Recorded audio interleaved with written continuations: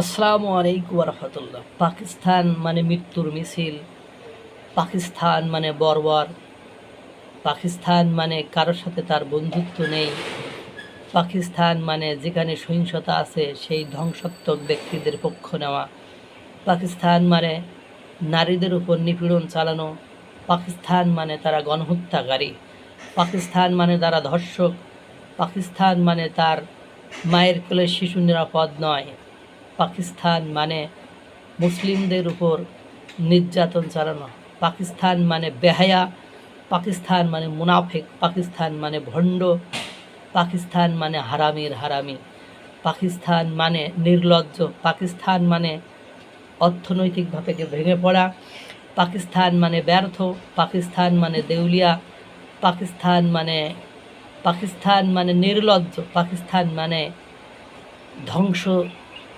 ধ্বংসাত্মক ব্যক্তি, পাকিস্তান মানে ছোট লোক, পাকিস্তান মানে আমি আর বিশেষণ লাগাইতে পারলাম না। যাই হোক, পাকিস্তান প্রত্যেক দিন মৃত্যুর মিছিল চলে, সেটা আমরা জানি। পাকিস্তানের শান্তি সমাবেশ চলাকালে বিস্ফোরণ, নিহত 13।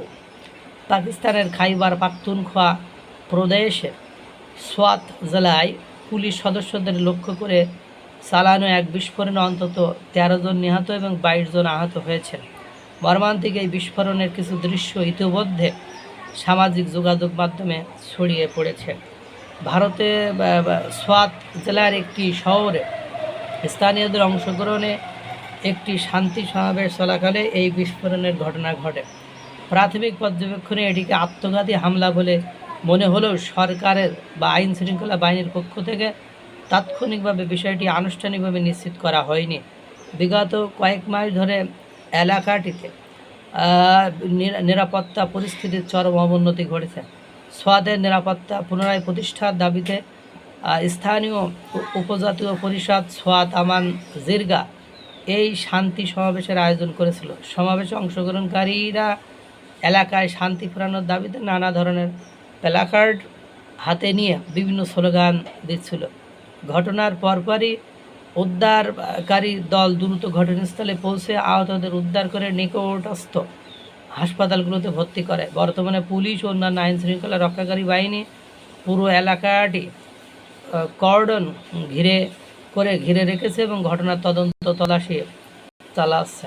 অর্থাৎ পাকিস্তান এ হলো ঘটনা।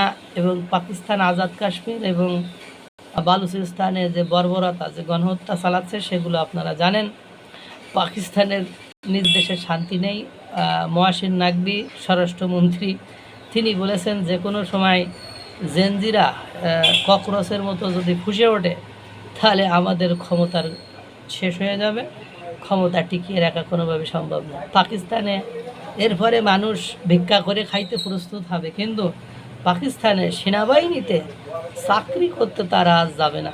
এই পাকিস্তান যারা নিজের দেশে নিরাপত্তা দিতে পারে না, নিজের সেনাদের নিরাপত্তা নেই, নিজের দেশের মানুষরা এত পরিমাণ তাদের প্রতি বিতৃষ্ণায় ভোগে বা এতটা তাদের প্রতি ঘৃণা, নিজের দেশের মানুষেরই এতটা তারা বৈষম্য সৃষ্টি করেছে, এতটা নিপীড়ন নির্যাতন চালায় যে তাদের দেশের বাহিনীকে তারা নিজেরাই উড়িয়ে দিতে কার্পণ্য করে না।